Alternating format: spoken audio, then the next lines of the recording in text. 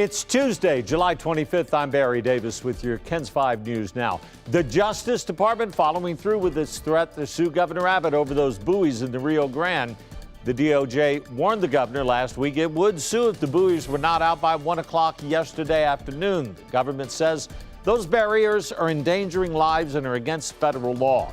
The Biden administration also says border crossings are at a 2-year low. But Governor Abbott isn't backing down. The governor responded online and in a letter to the DOJ saying, quote, "Mr. President, Texas will see you in court," unquote. The governor says he blames the Biden administration for the current conditions at the border and said Texas would defend its right to keep those buoys in place.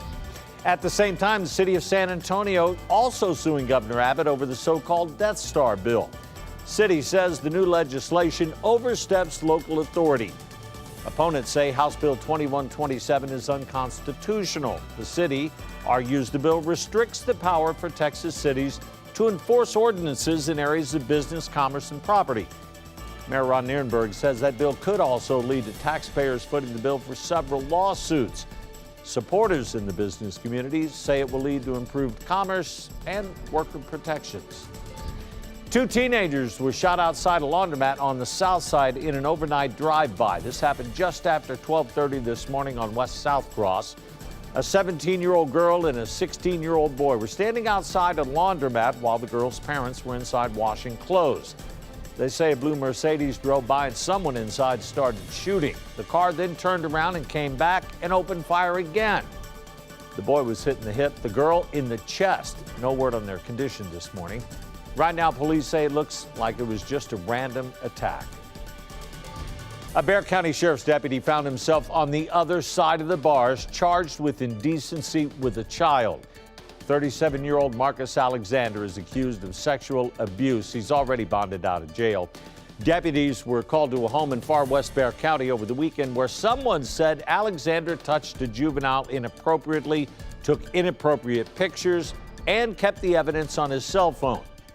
Alexander has been placed on unpaid administrative leave. His county weapons and credentials were also confiscated, and he's been served with a proposed termination pending the outcome of the investigation.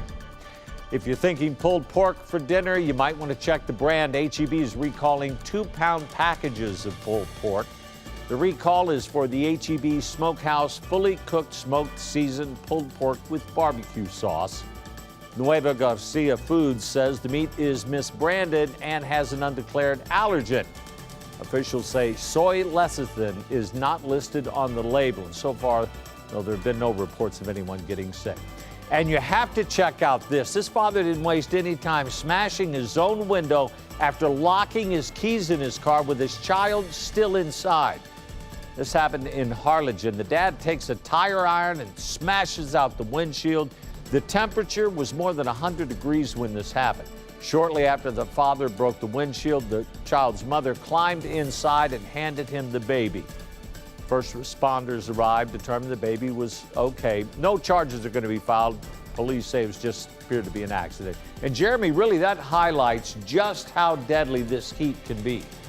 Yeah, definitely. Imagine how hot it is inside that car when it's this hot outside. We're starting out the morning in the 80s. By lunchtime, 94 degrees and another very hot day today with a high of 101.